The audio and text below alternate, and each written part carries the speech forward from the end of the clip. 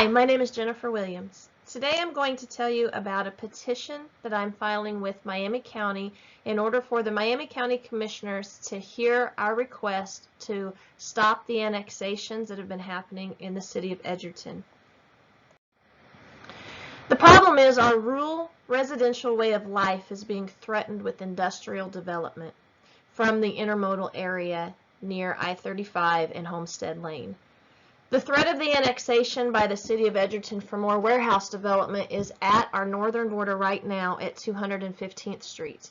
What most people don't know is that they can cross the county lines. All it takes is one property owner selling out before the infiltration begins. The neighboring property owners, they cannot stop an annexation. With a consent annexation, all the owner of the property has to do is touch one corner to the city of Edgerton and ask for permission to be annexed. With North Point, Edgerton agrees, and then immediately any rezoning request will go right through Edgerton, and what used to be the governing authority, whether it be Johnson County Planning and Zoning or Miami County, no longer has any say over it. So the county cannot stop an annexation. Our area is currently on the Miami County Comprehensive Plan map as showing an intermodal impact area. So a judge could possibly look at that down the road and think that development may have been not only appropriate but expected, making it harder to get a win in court when fighting any rezoning because of the way the county currently has our area listed.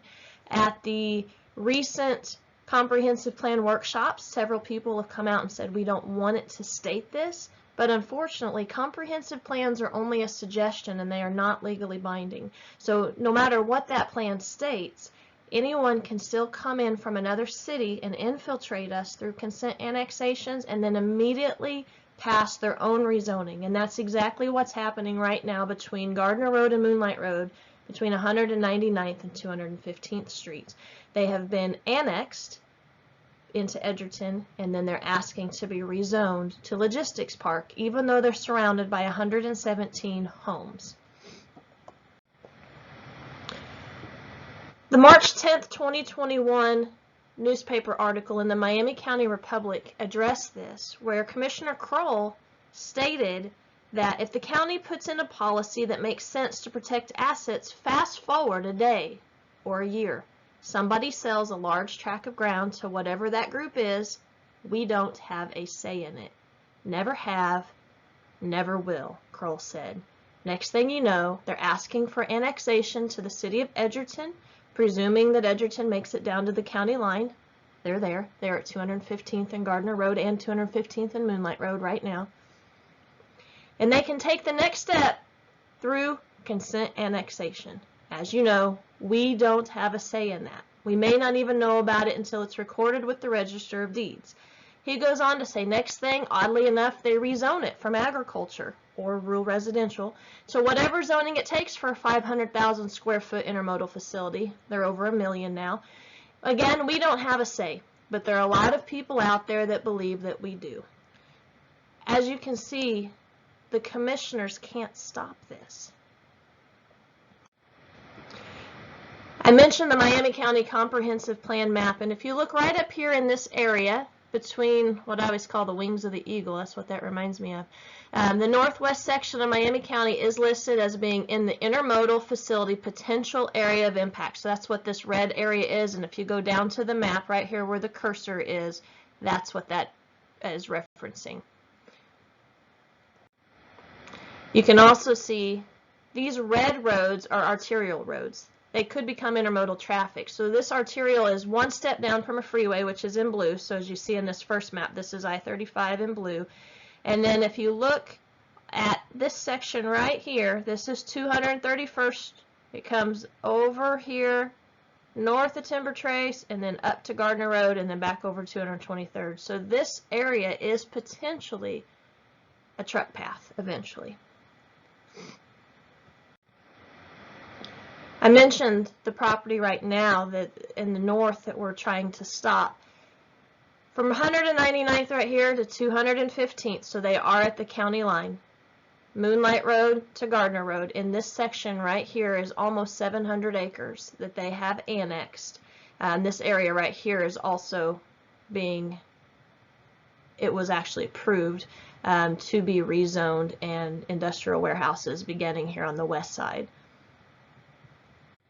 If you look at this section in the bottom right corner that is circled in red, that is 199th to 215th from Gardner Road to Moonlight Road. That's the exact area that was just outlined in blue. In part of the rezoning request, you can see from the Logistics Park Kansas City project master plan, they have proposed to put in 11 warehouses totaling over 9 million square feet. This is in a section surrounded by over 117 homes just within a half mile of each one of those main streets. Just look at it compared to the current intermodal area. They are proposing this area now to be called Logistics Park Kansas City Phase 2. It is drastically larger than what is currently on the north side where they were supposed to remain. And everybody knows what Gardner Road and I-35 looks like between 3 shift changes and truck traffic. And what they are proposing out here is preposterous compared to what they're dealing with up there. We would see exponentially larger traffic impacts, the sounds, the backup horns, 24 hours a day, 7 days a week, surrounded by all of these homes. And they don't want to stop there.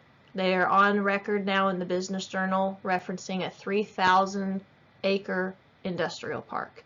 They don't own 3,000 acres. So there is a under the table plan somewhere of making this even larger than what it currently is right now. So I mentioned consent annexations. Right here I have information for you. The Kansas Statute 12-520 in Section 7 describes this for you. And as I mentioned before, all they have to do is have one point touching. And if you look at this new map, you'll see what I call the narrow corridor panhandle section there at 199th and Gardner Road. They did not have contiguous land to the Edgerton city limits until December 10th, 2020. On that day, they were finally able to convince someone to sell them some property. So they not only bought the 40 acres that would have been a square, but then they cut into the 40 acres beside it and did a narrow corridor across the bottom, which enabled them to get to Gardner Road.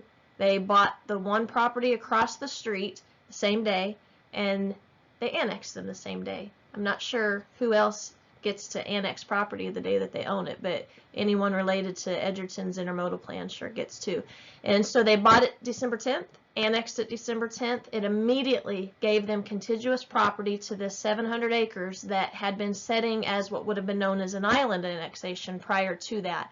And by having that contiguous property, now they were able to go through Edgerton for rezoning instead of Johnson County. They're very aware that the Johnson County Comprehensive Plan only allows one home per every 10 acres in the rural residential area where this is located. Therefore, they don't take it to Johnson County for rezoning. December 10th, they annexed. December 11th, they immediately applied for rezoning for these 7 properties, even though they had not been annexed yet. On December 10th, they called a special meeting in order to have a December 17th council meeting at Edgerton. Didn't tell anyone what it was for, just Mayor Roberts called for a special meeting. December 17th, they brought these 7 properties up for annexation, which of course were immediately approved. Again, December 11th, 6 days before they were annexed, they went ahead and filed rezoning paperwork with the city of Edgerton to get the ball rolling. So on December 23rd and on Christmas Eve, people woke up to finding signs outside for rezoning and letters being delivered to their door letting them know that on January, at the January Planning Commission meeting, they were going to be hearing rezoning for these 2 logistics parks for that 11 warehouses as I showed in the last photo. If you look at this map, you have a better understanding of exactly what Edgerton city limits look like. So here's Edgerton over here circled in blue. Here are the 7 parcels over here circled in red, and everything in orange is Edgerton city limits. And if you just take a second to look at how they touch corners, you'll get a better understanding of how are they getting this far. That's the biggest question everyone asks is, How did they get here? How is this Edgerton all of a sudden? Edgerton has 1,700 residents. They're a Class 3 city, which allows them to be able to get time to market on a lot of these industrial projects a lot faster because they have different rules than the Class 1 cities. So an Edgerton project is going to get to market faster for these national companies than one that went through, say, Olathe or Overland Park.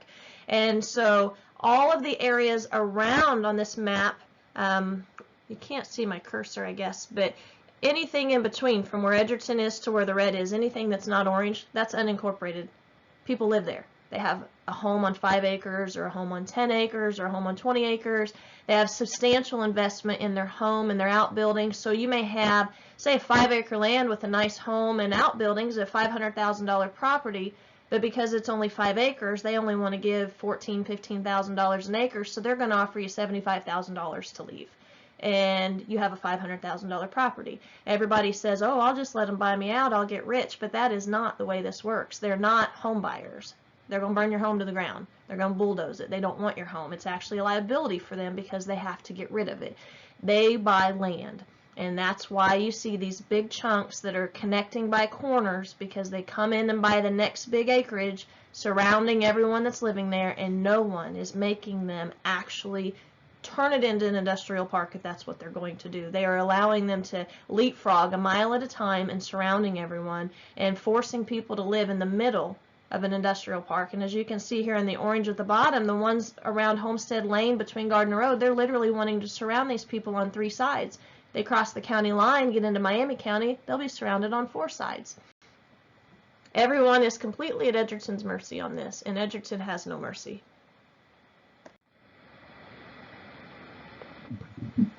If you look here on the map in red, one farmer owns that. They're one property away, which between the blue and the red will connect those 2 properties. So if the ones between 199th and 215th from Gardner Road and Moonlight Road are approved, now North Point will feel more comfortable buying the next chunk. And if you look on this, you can see the one property. That's one farmer. He also owns that in green on this slide. So as you can see here, all it takes is one more property connecting to the red and the green, and that family also owns that property. Right here on Gardner Road, 215th, they're touching now. Someone could sell. I'm not saying they will, I'm not saying they won't, I'm just saying that the risk is there. So what stops a consent annexation? Unfortunately, what we are finding in our fight in the north, nobody. Nobody can stop it. The county, as I said, they can't. It is strictly between the property owner and the city. If neighboring property owners complain, there's nothing they can do based off of how the statute is written.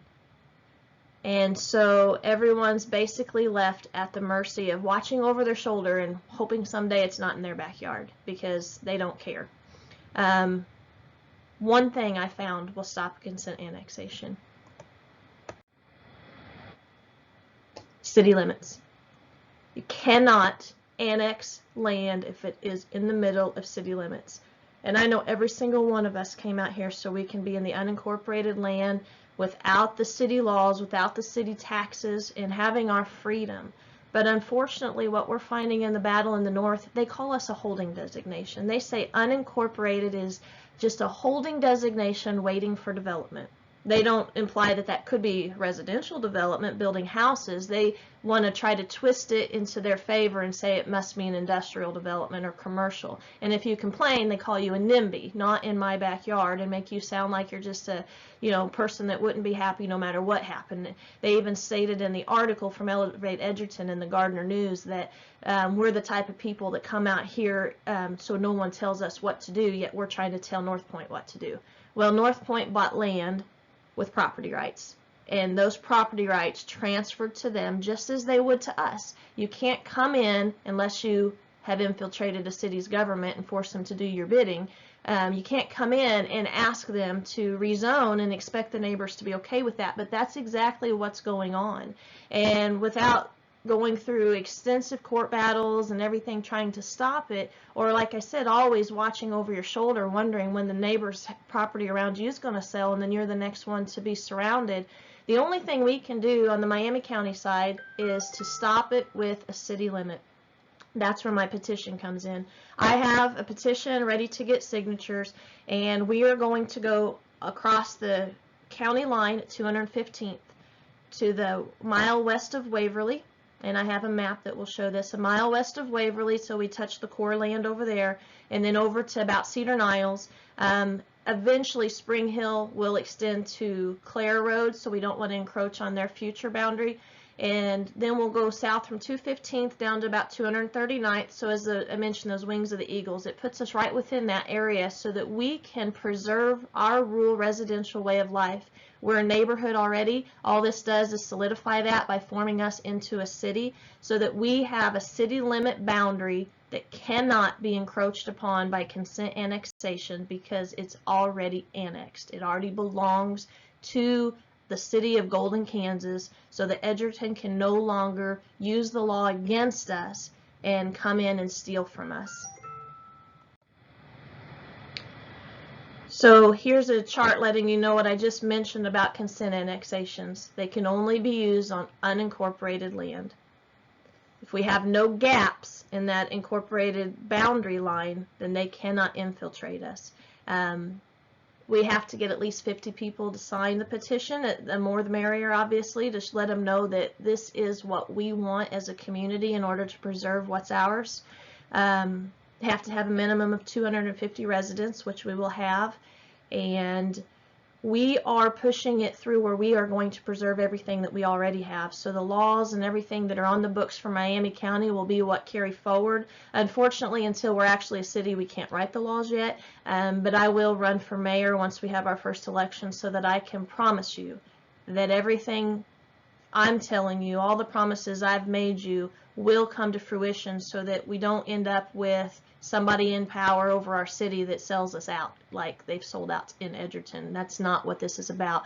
We will be able to have a mayor with 5 council members that are in our area. They live in our city, so they are directly affected instead of someone 15 minutes away or 7 miles away making decisions for us. Now we will be able to make a vote for what's best for us. So down the road, if someone has a little bit of land and they want to do a small residential development, we decide.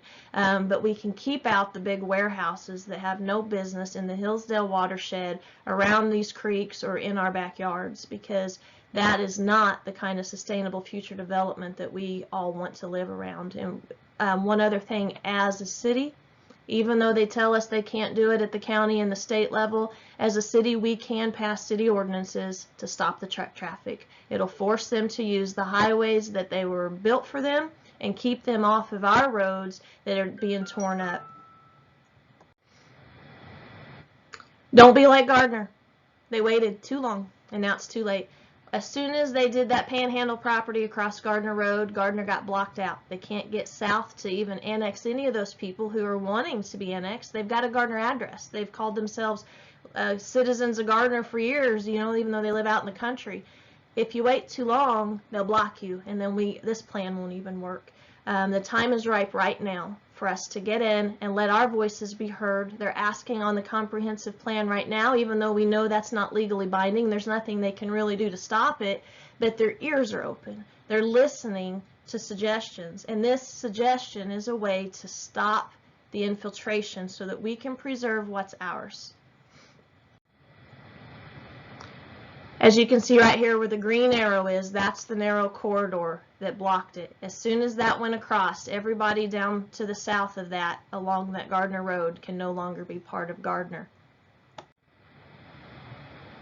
They technically have one path left. If you look where this green arrow is, there's one man that owns that property that's not in Gardner or Edgerton. They could get down there, Gardner could, to help save those people. But what I'm saying to you is, why do we want to wait? If we know they're coming, why wait? Do you want to be Edgerton, surrounded by Edgerton? They won't annex you because they don't want citizens. That makes them too big of a city and they have more laws, or they have to get you services and things that they don't want to do. As a Class 3 city, they're able to offer the minimal amount of services, and so all they annex for is warehouses. And so do you want to be surrounded by Edgerton, or do you want to stop the spread? So as I mentioned, what now? We can't afford to wait for anyone to save us. No one is going to save us. As you can see in the news articles, their hands are tied. We cannot risk sitting in unincorporated status, watching over our shoulder, never knowing when the next big property will sell or when development will jump another mile into our neighborhoods. When someone owns the amount of land that's owned out here, you can jump a mile overnight. And next thing you know, it now is your problem. And we are trying to get ahead of the game so that in a year, if that long, 2 years maybe at the most, we don't want to be the next one fighting what they're fighting up north. Again, the county cannot stop it. The state cannot stop it, and I don't even think they want to stop it because they hear jobs and tax money, even though they get tax abatements for 10 years or more, and a lot of this stuff isn't even generating a positive revenue yet. Promises of future revenues is all they need to hear. And so it's been very difficult for us as we have talked to representatives whose hands are tied. Don't trust the government to save you. It's time for us to save ourselves. On this slide, if you look, Miami County, in conjunction with their current comprehensive plan, they've also done an economic plan. That's Addy Advantage is the name of the company. And if you look right here on the right side of the screen from MiamiCountyKansas.org website, here are some excerpts from that economic plan where they mention Logistics Park Kansas City. They are promoting this as a potential profit center for the county in the future. And so we have to be really cautious that these outsiders are coming in and recommending that our county be changed with promises of jobs and tax revenues for the county while ignoring the fact that they're wanting to put those places right where we live. It is time for us to stand together and use the law in our favor. It's time to incorporate our own boundaries and start our own city in order to preserve our rural residential and agricultural way of life. Where do we go from here? I have hired a lawyer. His name's Bryant Parker, and he's going to help us form the city.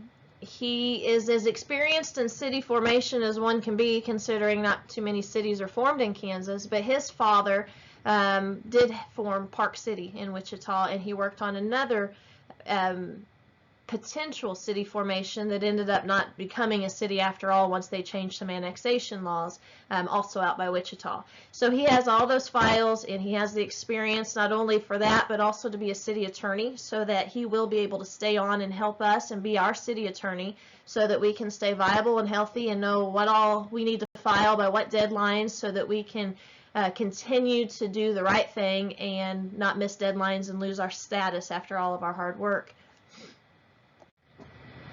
So why the borders that I chose? Number one, for our north border being 215th Street, we have to keep it in Miami County to begin with.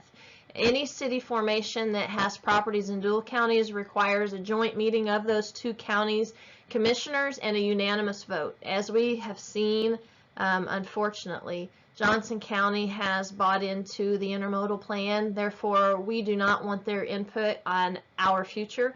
So we will keep it within Miami County as we begin so that we can make sure that only our commissioners are the ones deciding whether we have the right to form a city.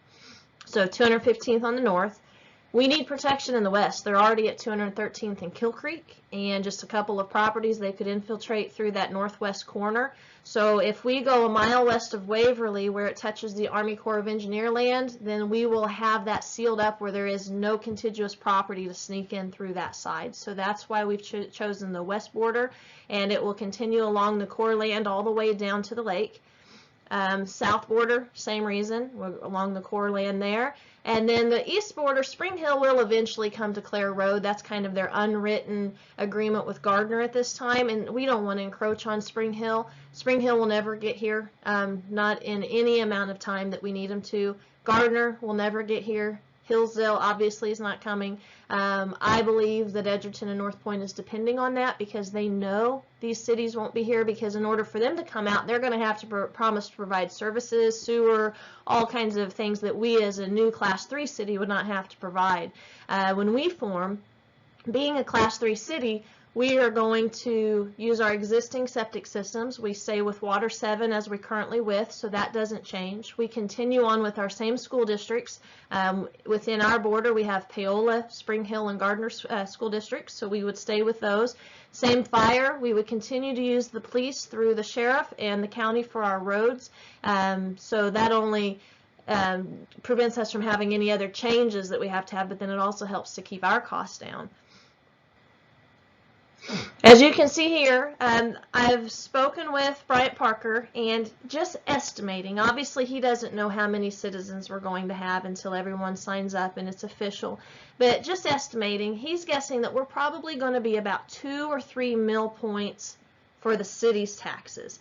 To put that in perspective, a lot of cities are 14, 15, 16, 17, just depends on the year and what their expenses are. Again, we'll have minimal expenses and on purpose so that we can keep these fees down, because it's not about creating a city to have a big tax base to start taxing people. It's about preserving what we have at the cheapest amount possible.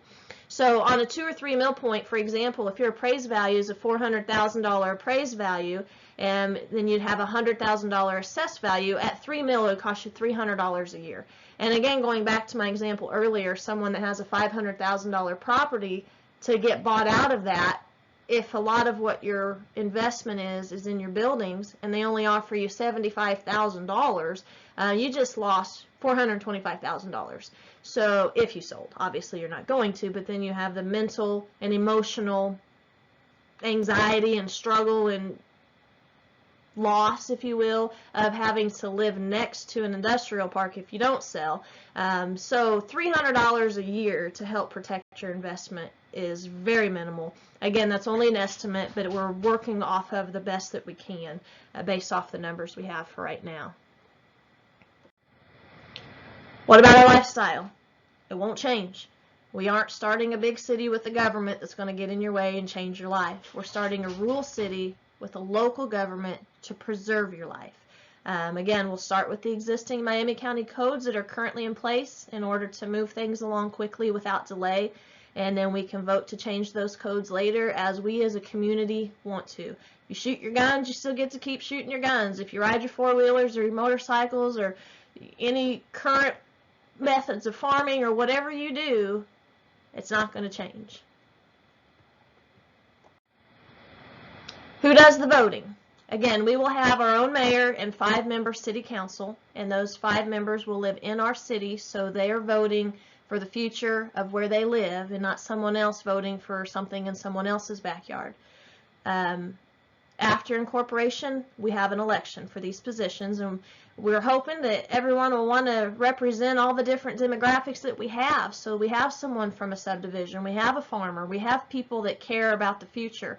And then together, everyone will have a voice. And in our city, everyone will have a voice. Again, I mentioned when I first started this, it was put in my heart showing me the law side of it to where I could see, wait a minute, incorporation can stop this. And then as it's went on and I've spoken to people and made promises about the changes that aren't going to happen, that's when I decided that, you know, I think I do want to run for the mayor just so that I can make sure my promises are kept. Didn't have anything to do with that in the beginning, but now after I've seen how people can be infiltrated and I've seen how things can change. I was talking to someone the other day, it's kind of like you go through this process to birth a baby and then you turn it over to someone and expect them to take care of it. And I've just made too many promises to too many good people to have some politician come in and ruin it for us. And so I will run for mayor when the time comes so I can make sure to stay on and then get the city off the ground and make sure that the promises are kept and everyone is taken care of exactly as we promised.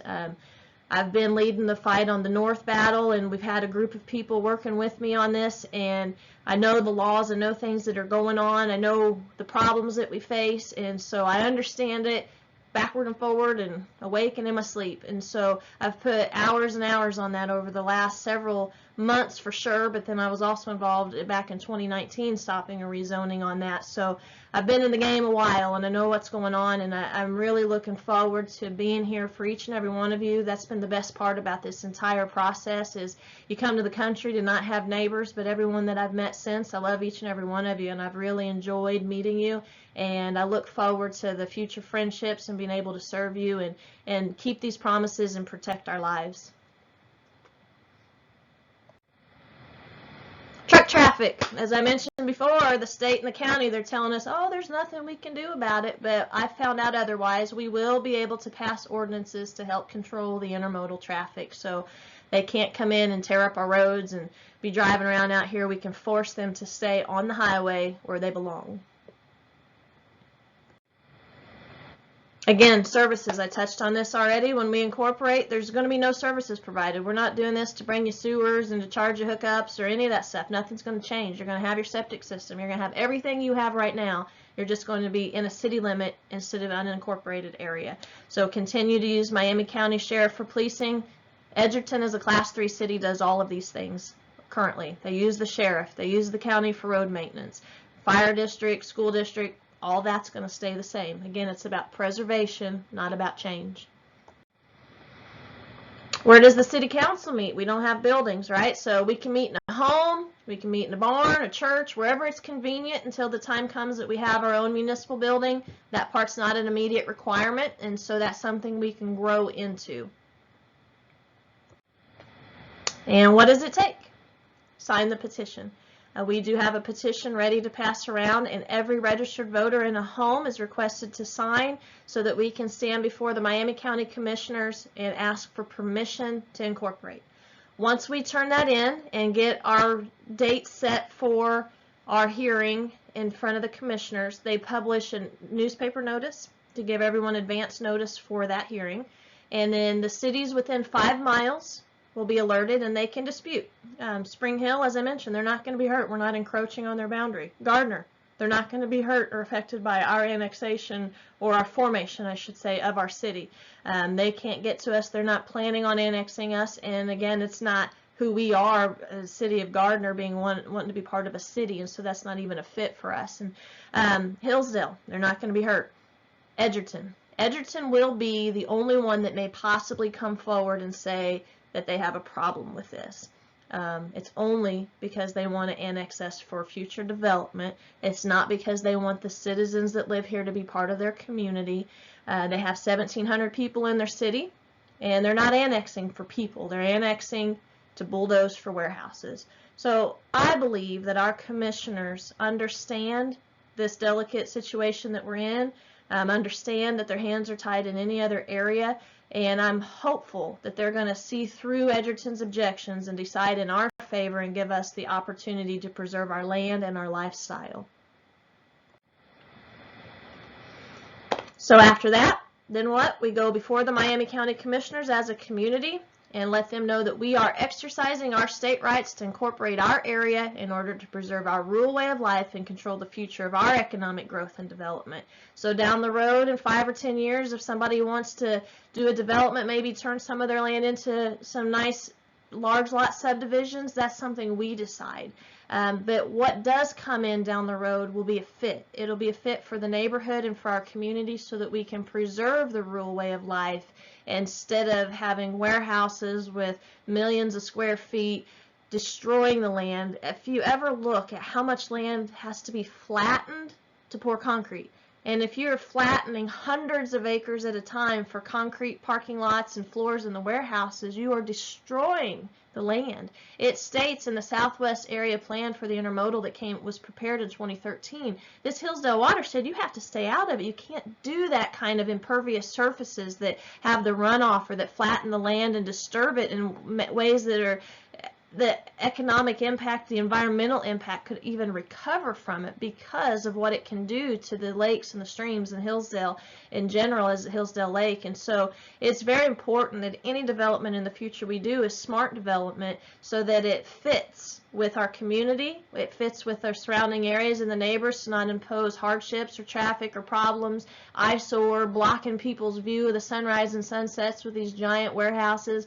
That is not a fit of future development. So it's not that we're a bunch of NIMBYs, as they say, that want to come out here and have someone tell us what we can and can't do with our land. It's that we came here for a reason, and if any development is going to come in the future, it has to be something that everyone is happy with, that fits the feel. So maybe we have a few shops or things that play off of the Hillsdale Lake traffic for tourism or things like that, or as I mentioned, some larger lot subdivisions, things like that for a future development would be the type of things we look at for our community, and not these giant monstrosity warehouse districts that are not fit for people to live within.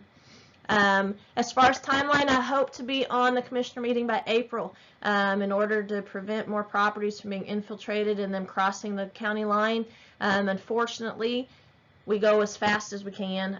We're waiting for our petitions. We finally got that, so now we're ready to move forward and get our signatures, and as soon as it's published in the paper for the required number of days, and then we have our turn to get on the agenda for the required days in advance, then that's going to dictate what date we're actually on the commissioner hearing. What does it cost? The lawyers estimated to me that it'll cost him about $5,000 or charges to us to prepare everything for the city. He already has a lot of the background work done, files from past projects, so we pay for that part of it. I've already paid him $1,500, and I've collected from a few people in the community that have helped cover those expenses. That was the original retainer. As of today, I have not been billed more, but I will be, and so as that bill comes, I'll pay for it, and I look forward to anyone reimbursing however they can. Just takes a little bit for each home. It doesn't take a lot. Once the city's approved, then after that, the work he does will come out of the city's budget, which is part of what that mill levy will help cover, having a city attorney on staff. And there you have it, rural preservation through the city of Golden, Kansas. A lot of people have asked, why not just revive the name Antioch? So I did look into it. Antioch was never officially a class of a city like they use now, and so reviving that name would actually be more trouble than it's worth from any other rights to the name or anything like that used in the past. And so we're starting fresh, so we might as well start fresh with a brand new name. And a name that kept appearing over and over again in our fight in the north is Golden. The Golden criteria is something that's been used in Kansas since 1978. It was a Supreme Court case that basically decided what's a good fit in rezoning, and is it fair to the neighbors? Is it going to cause problems? You know, it's very, very similar to the Golden Rule. And so as these things keep coming up, and I thought, you know, what a fitting name as we're going to do something here for our community that's a fit for everyone.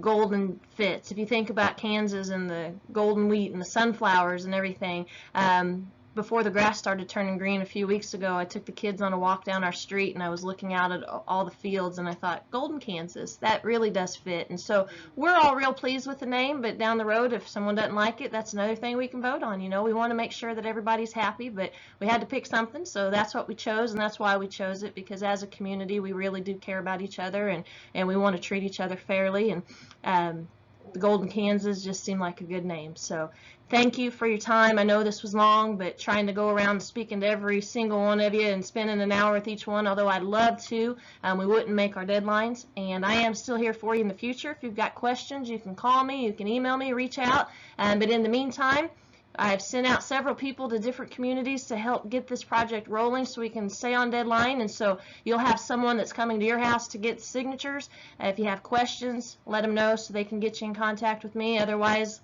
have every registered voter in your home sign it so we can get going, and I look forward to serving you and working together and getting to know each and every one of you. Thank you so much, and take care. Bye-bye.